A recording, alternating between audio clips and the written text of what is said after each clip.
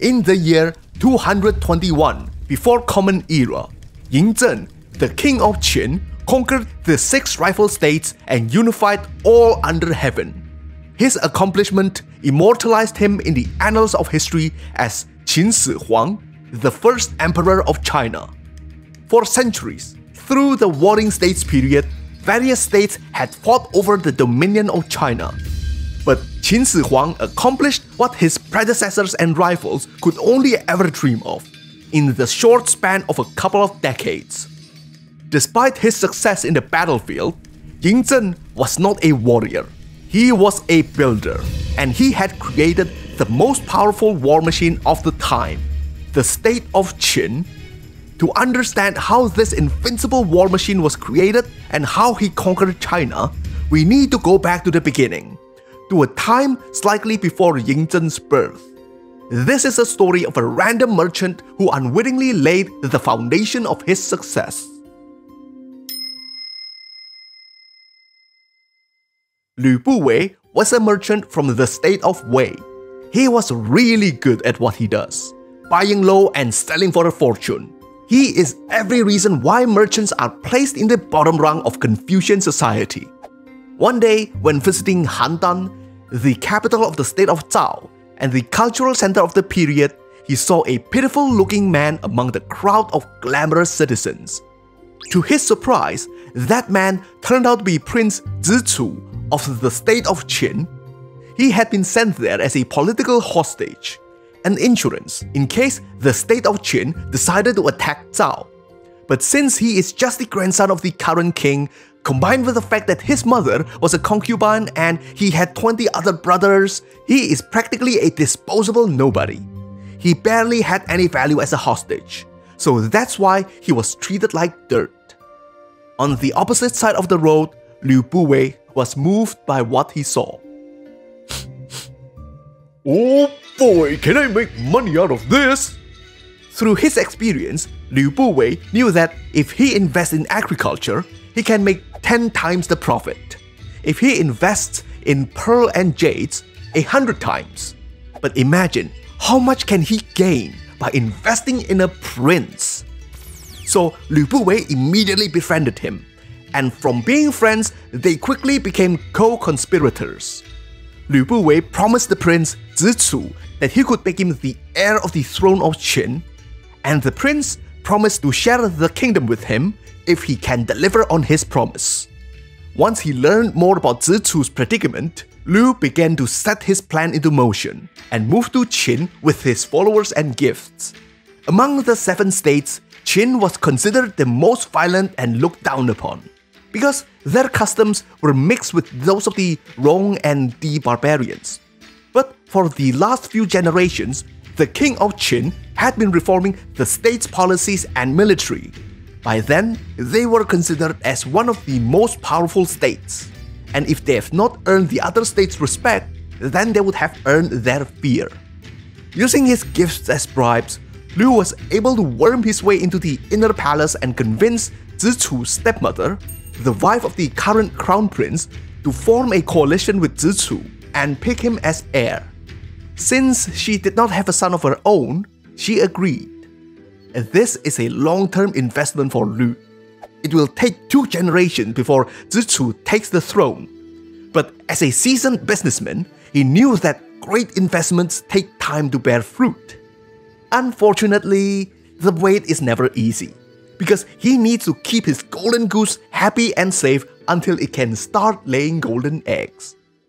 When Liu was having Zichu over for a drink, the prince caught sight of the most gorgeous dancing girl he had ever seen, and he immediately asked for her hand in marriage. This infuriated Liubui, because Zhao Ji is his girl, his concubine. But not wanting to lose his investment over his silly fallout, he gritted his teeth and gave them his blessing, while hiding the fact that she was already pregnant by him. In due time, she will give birth to a boy, and that boy's name is Yingzhen, the future unifier of China. A few years later, Qin attacked Tao, even with Zichu still being held hostage there. This just goes to show how expendable he was. But luckily for him, Liubui got his back, and he is not going to let his cash cow die. So he bribed Zichu's guards with 600 caddies of gold, lots of money, and the two of them scooted out of there, abandoning his wife and baby. This is the kind of cavalier attitude the royal families have over their own family members, and this is the kind of experience that will harden Yingzhen into the conqueror he will one day become. Fortunately, Zhao Ji came from a wealthy family, so she was able to hide out and survive.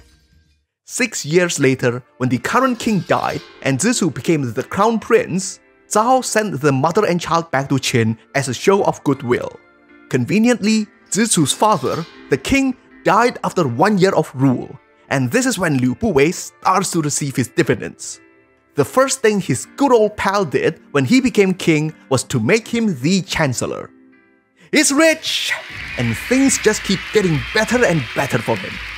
Even more conveniently, 3 years after his rule, Zichu died, making the 13-year-old Yingzhen the king. Obviously, now he had to look after the kingdom for the young, inexperienced king. So humbly, he took on the role of prime minister. He's got money, now he's got power. And even sex on the side, because he was having an affair with his old lover, Zhao Ji. What he is lacking now is influence and respect. Liubui was a venture capitalist, and he knows how to invest in people, ambitious people. He started to invite talented men into his household as live-in guests and promoted many of them to the court, strengthening his faction's influence.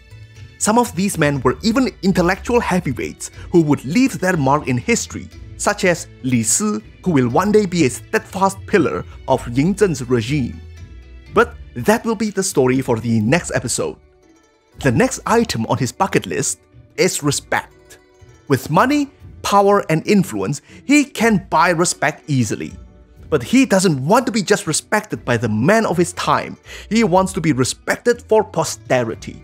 So he commissioned his cohort of talented men to write an encyclopedia of all known knowledge, and named it after himself, of course. The book was said to be so perfect, he even displayed it to the public and challenged anyone to add or subtract any words to his perfect masterpiece for 1,000 gold. The book, called Master Lu's Spring and Autumn Annals, still exists today. And you know how grandiose he was because he called it Spring and Autumn, after Confucius's magnum opus, Spring and Autumn Annals. Practically, he considered himself to be Confucius's equal. Now, with all his desires fulfilled, all he's got left are worries. His secret affairs with Zhao Ji was turning into a liability. He couldn't risk everything he had accomplished for just one woman, so he gifted her with a boy toy, Liubui. And it was said that he was so virile he could hold up the wheel of a car with no hands. Well, that's one problem solved. But he will soon discover that the seeds of his own ruin has germinated. In 238 BCE, Yingzhen reached adulthood, and it is time for him to consolidate his power. This young man's path to power was far from easy. Even before gaining official rule, he had to deal with the death of a trusted general, famine, and even a revolt by his very own brother. And he dealt with them with the utmost efficiency. On the first year of his official rule, he discovered that Liubui had been plotting a coup d'etat. So he called out all the remaining forces at hand and he crushed the opposition. Liubui was torn into 2 by carriages to serve as a warning to all who stood against him. Liubui knew that he was in deep trouble now. It didn't take long for the king to discover that it was he who presented Liubui to the Queen Dowager. So he had to pull all of his strings to get out of this crisis. The MVPs were the talented men he had gathered over the years. They debated the king with such eloquence, his crime was reduced from death sentence to removal from office. Liubui was sent away from the capital, but his influence did not wane. Talented men and officials continued to visit him. Upon realizing this, the king applied more pressure on him and sent him further and further away. Eventually, the repeated insult on Liubui became too much, and he was driven to suicide. As for the Queen Dowager, she died the same year from an unknown cause. Progressively, Yingzhen absorbed all the talented people from the different factions and centralized power. With these obstacles out of the way, Yingzhen prepares his war machine. For 6 generations, his predecessors has created the skeleton of a juggernaut that will tear through China. Liubui had unwittingly gathered the talented men who will end up operating the Qin war machine. And now, the only thing that's missing is the operating system. Yingzhen needed laws and national philosophy to run this monstrosity. Qin Shi Huang, the first emperor of China, conquered the 6 rival states and unified China in the short span of a couple of decades, accomplishing what his predecessors were unable to do for centuries. For 6 generations, the former kings had been transforming the state into a formidable war machine. In terms of military might, Qin had long been known to be one of the most powerful among the 7 states. But why did he succeed when others have failed? The answer lies on 2 very clever things that he did. First, he hired smart, talented men indiscriminately, even going as far as hiring philosophers and thinkers from enemy factions and other states. Second, and perhaps more importantly, he united his people towards a common goal by adopting a brutal state philosophy called legalism. And in this episode, we will take a look at that philosophy and the man who developed it. In 235 BCE, King Yingzhen, that's Qin Shi Huang's personal name before he became the emperor, received many talented men into his service after brutally crushing the leaders of opposing factions within his court. Among those purged was Liubui, a shrewd merchant turned prime minister and possibly his own secret biological father. With those major obstacles gone, he turned to search for a state philosophy that will direct all his men towards the singular goal of conquering China. Back then, during the spring and autumn period, and all the way up to the warring states, China was a free marketplace of ideas and philosophies. Confucianism had not yet taken root, and there were many other contending philosophies, such as Taoism, which is all about flowing with the way of nature, Mohism, which espouses universal love and siege defense, and there were also the novelists from the school of small talk, agriculturalists, logicians, legalists, yin-yang, and plenty more. They were collectively called the 100 Schools of Thought. So Yingzhen's got plenty of options to choose from this buffet of ideas. But there was only one school of thought that caught his eye, and it was the school of legalism, specifically the work of Han Fei. Confucius thinks that humans are by nature good, but for Han Fei, we are selfish and greedy creatures that need to be controlled. Confucius thinks that a ruler should treat his ministers with kindness to gain their loyalty. Han Fei believes that a ruler must strike fear into them and keep his true intentions hidden. Confucius says that a ruler must accept his minister's advice to govern better. Han Fei wrote that ministers must stick to their given duties or suffer the pain of death. Additionally, a ruler must never trust anyone, especially his own family members, because they are the ones who can benefit the most from his death. Han Fei's brand of realpolitik immediately clicked with Yingzhen. His past experiences, revolt by his own brother, court factionalism, coup attempt by his mother's secret lover, all proved to him that everything Han Fei had written was right. It practically reinforced his own ideology. His governing method was right all along. He just needed to crank it up a few notches. So he started fangirling over him. Oh, if I can meet this man, I will die without regret. Upon hearing that, Li Si quickly started to name drop. He mentioned that Han Fei was actually his classmate. They both studied under the Confucian scholar Xunzi and he suggested to invite Han Fei to Qin. Ying Zhen liked the idea, and he knew that the state of Han will obviously oblige, since he had been crushing them on the battlefield. Han Fei was a noble from the tiny neighboring state of Han. Despite his hardline counter-Confucian philosophy, Han Fei was not as tough as some people would have imagined him to be. In fact, he was born with the worst case of stuttering, and he could never win any debates. But boy, oh boy, can he write. The essays he wrote were astounding, everyone agreed. But unfortunately, his pet subject was critiquing his own king's poor governance. So unsurprisingly, despite all of his talent, he was never employed by the kings of Han. Now that the opportunity to serve his state had come, he took on the task gladly and went to the tiger's den to persuade the king of Qin to stop attacking Han. Over at Qin, Han Fei received a very warm welcome from Ying Zhen. Oh yes, the stern and autocratic king can actually be quite charming sometimes. Wei Liao, a strategist of the king, once said that even though he was a commoner, the king acts like an inferior in front of him.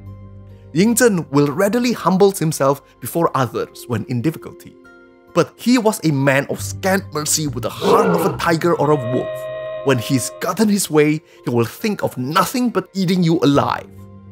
Still, his treatment of Han Fei just felt a little too warm for Li Si's liking. Li Si was a brilliant politician and legalist in his own right. But even he had to admit that Han Fei was his superior. He thought that inviting his classmate would win him favors. But it looks like it might actually cost him his position. So, he told the king that Han Fei was obviously too loyal to his own state and he can't be trusted to work for Qin. On the other hand, it was too dangerous to let someone of his caliber to return to Han. Oh, what a conundrum. But luckily, he was a problem solver, and he comes to his employers with solutions instead of problems. While imprisoned, Han Fei decided to do what he does best. He wrote an essay to change the king's mind. And it worked. The king regretted his decision, but unfortunately, it was too late to change it. Because by the time he was reading the essay, Li Si had already forced his rival to commit suicide by drinking poison.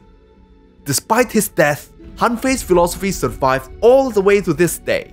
In fact, you can find his collected essays in the book named after him, Han Fei Zi. He did not invent legalism. Some form of it had been practiced and espoused as far back as the 7th century BCE by Guanzong, a chancellor of the state of Qi, and even relatively recently, about 100 years before Ying Zhen's time, by a former minister of Qin, Lord Sang.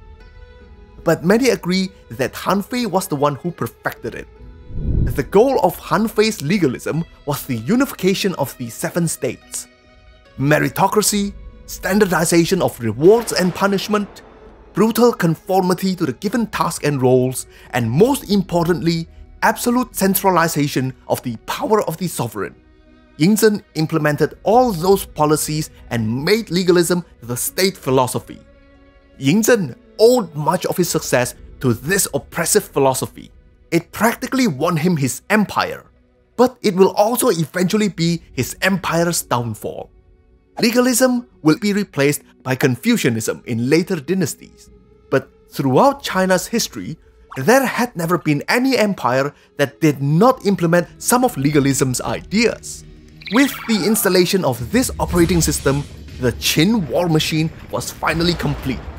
Soon, he will steamroll over the 6 rival states and bring an end to this centuries-long war. The year was 230, before Common Era. The deafening sound of 10,000 crossbows being cocked in unison thundered across the battlefield. The soldiers of Han trembled as they anticipated what was to come. The king of Han had sent his soldiers to war, but they arrived to a slaughterhouse. With mechanical efficiency, the soldiers of Qin overwhelmed the Han army with a rain of crossbow bolts before moving in to snuff out what remained. The king had done everything to appease Qin. He delivered them his own relative, who they killed at their leisure, surrendered a chunk of his land, which they received with no appreciation. But now, when it is too late, he finally understood that there is just no end to his insatiable appetite. The king of Qin will not rest until he had devoured all under heaven. He wants nothing less than to conquer all of China.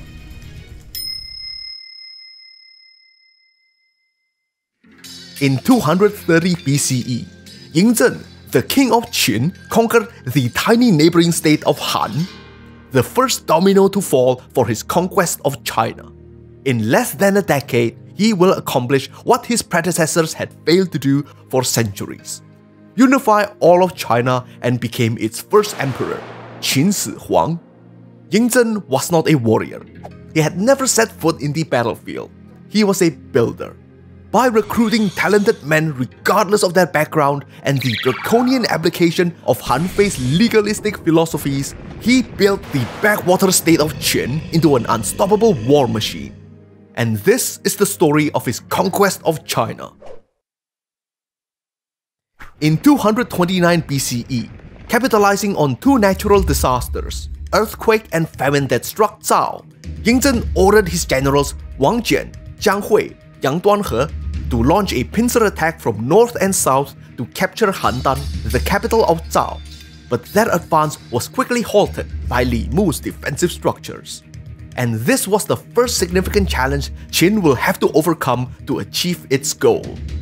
The Zhao general, Li Mu, had been a thorn on Qin's side for a long time. Both him and Wang Jian were considered to be among the 4 greatest generals of the warring states. But Li Mu was a master of defensive strategies, and he had repelled Qin's army multiple times in the past, and this time the result will be no different. All he needed to do was avoid direct confrontation, or so he thought. The thing about defensive strategies is that it often appears cowardly, suspicious, and especially so when it was pointed out by the king of Zhao's minister, one who had taken Qin's bribe money. As the king's suspicion grew, he eventually decided to arrest Li Mu, his best general, and executed him. Upon hearing the news of Li Mu's death, Wang Jian started to move, and he did not stop until Zhao was conquered. The king's elder brother escaped and formed his own kingdom of Dai at the remaining corner of Zhao. Victorious, Yingzhen personally visited Handan, the capital of Zhao. It was his mother's homeland and the place where he grew up as a political hostage. However, he did not go there to reminisce. He is back to settle old scores. He executed all the enemies of his mother's family. Despite having endured unimaginable hardship together, Yingzhen and his mother were not close at all. She did nothing to prevent his younger brother's revolt, and neither did she try to stop her secret lover's coup against him. So this vengeance is all for himself. In case you haven't noticed, Yingzhen is not exactly a people person. His childhood friend and serial political hostage Taizi Dan, or Crown Prince Dan, knows this all too well. When he was a hostage in Zhao, they were playmates. But when Dan became a hostage in Qin, he saw everything change. And he was terrified of what his friend had become. After escaping back to his home state of Yan, he swore that he would put an end to his ambition. But Yingzhen's strategist Wei Liao had bribed all the other states' leading ministers, so it is very unlikely that he can successfully form a coalition against Qin. Subverting them by planting a mole won't be effective too, since Yingzhen distrusts his ministers and centralized all power to himself. But then again, hyper-centralized authority has its own weakness. Bullseye! He knows what to do. 227 BCE, Danny Boy sent Yingzhen a gift, the map of Yan. Oh, he did not expect that. Despite having treated Dan like a chump, he turned out to be quite a pro, he thought. Now, with this map, his invasion of Yan can be It's not a map, it's an assassin! Jin Ke was an assassin sent by Dan. He's got pretty close to killing Ying Zhen, but ultimately he failed. However, he will not be the last assassin to come after him. With every attempt, Ying Zhen grew ever more paranoid, and every betrayal caused him to further isolate himself from everyone. But there is a silver lining in this event. He had found the justification to invade Yan. So he dispatched Wang Jian, his son Wang Ben, and other generals to do it. In 226 BCE, with a steady stream of reinforcement churned out by the Qin war machine, they were able to capture the Yan capital, and a young hotshot general made a name for himself by defeating and capturing Ying Zhen's old buddy Dan. His name was Li Xing, and he was famed for his youth and bravery. In his attempt to sue for peace, the king of Yan sent an envoy to kill his own son and presented his head to Ying Zhen. Apparently, he did not learn from Han's mistake, but he was able to buy a few years of peace by sacrificing his own flesh and blood. On the same year, Wang Jian decided to retire. In 225 BCE, Wang Ben directed the water from the Yellow River to flood the capital of Wei. The city wall collapsed and the king surrendered. Easy victory. 224 BCE. Now, Ying Zhen must face his final and most significant challenge. He must face the state of Chu. Before Qin acquired all these new territories, Chu was one of the largest states among the seven, and throughout Ying Zhen's campaign, they had been watching quietly, biding their time, for who knows what. Not wanting to risk a wrong move, Ying Zhen called his veteran general Wang Jian back to service and consulted his generals. When he asked how many men were needed to conquer Chu, 200,000, the hot-headed Li Xin immediately replied. From the opposite side of the room, Wang Jian said, "It cannot be done with less than 600,000. Obviously, 600,000 is a lot of soldiers, even for the well-oiled Qin war machine. Committing all 600,000 would also leave the state defenseless and put all the military power in the hands of a general who could rebel at any time. So in the end, Ying Zhen decided to leave this responsibility to the new generation. He ordered Li Xing and Meng Tian to lead a force of 200,000 men to invade Chu. Initially, they had a few successes, but Li Xing's army was caught in an ambush. 7 of his commandants were killed and his army was crushed. Upon hearing this, Ying Zhen personally went to Wang Jian to apologize and begged him to take command again. 600,000. Ying Zhen agreed. It's daddy time! After replacing Li Xing in 223 BCE, Wang Jian and Meng Wu, Meng Tian's father, conquered the capital of Chu and eliminated the last significant threat to Qin. With this, Ying Zhen's unification of China is virtually complete. All he had to do was some cleanup work. In 222 BCE, Wang Jian conquered the rest of Chu and the Wuyue region, while his son Wang Ben conquered the leftover state of Dai and joined Li Xin in conquering the remaining of Yan. In 221 BCE, the state of Qi, which had been neutral this whole time, knew that their time of reckoning is coming.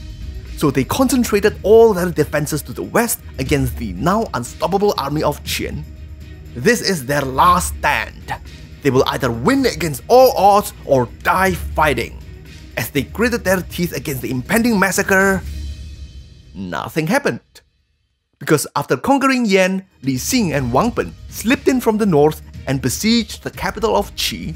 The king surrendered without much resistance.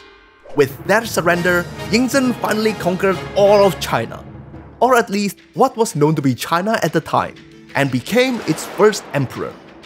For this momentous achievement, he invented a new title for himself, Qin Shi Huang, literally the first emperor of Qin. As part of the celebration, he ordered the legendary treasure jade He Si Bi to be carved into the one and only original imperial seal. It became his symbol of legitimacy and also for dynasties to come. Qin Shi Huang became the first emperor of China in 221 BCE. after crushing the 6 rival states.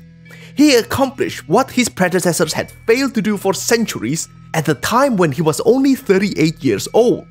And he hadn't even peaked yet. There was plenty more that he could accomplish before he kicks the bucket. So in this episode, we are going to look at his astounding achievements and the devastating fall of the Qin Empire at the end of its 15 short years of existence.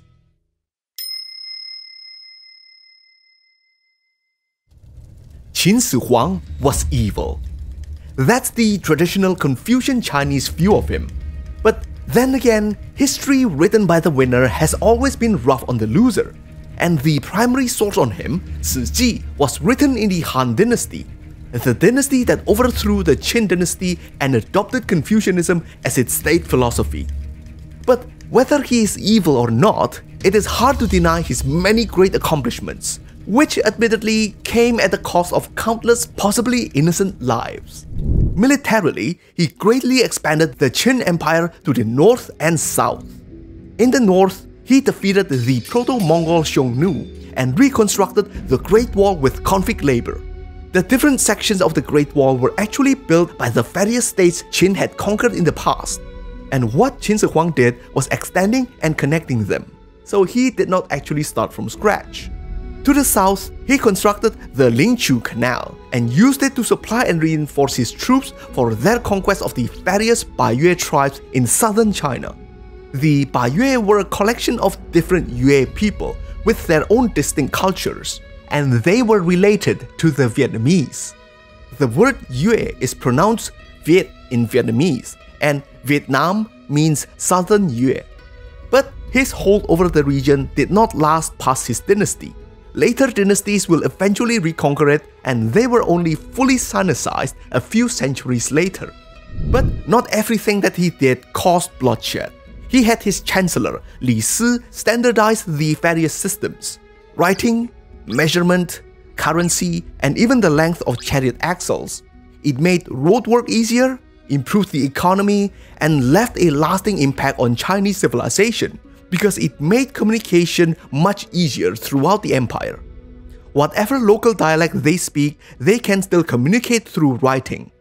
That's also part of the reason why you often see Chinese subtitles on Chinese TV shows even within China. Chee! That's how a great man should be!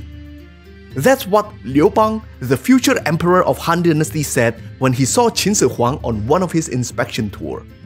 Wow! Back to work, laborer! Okay. Now that he had achieved practically everything, he turned to face the ultimate challenge. He will try to conquer death. Death was a specter that had constantly haunted Qin Shi Huang throughout his life. He is often described as paranoid, but is it fair to call him that? The definition for paranoia is unjustified suspicion and mistrust of other people. But in his case, I think it is fair to say that his fears were completely justified. Look at his grandfather. He only reigned for 3 days before he died. His father only 3 years. So the moment he was crowned at the age of 13, they had already started building his tomb. Oh well, might as well start now. His life was full of intrigue. In his youth, his own brother launched a revolt against him. Then his mother let her secret lover stage a coup against him.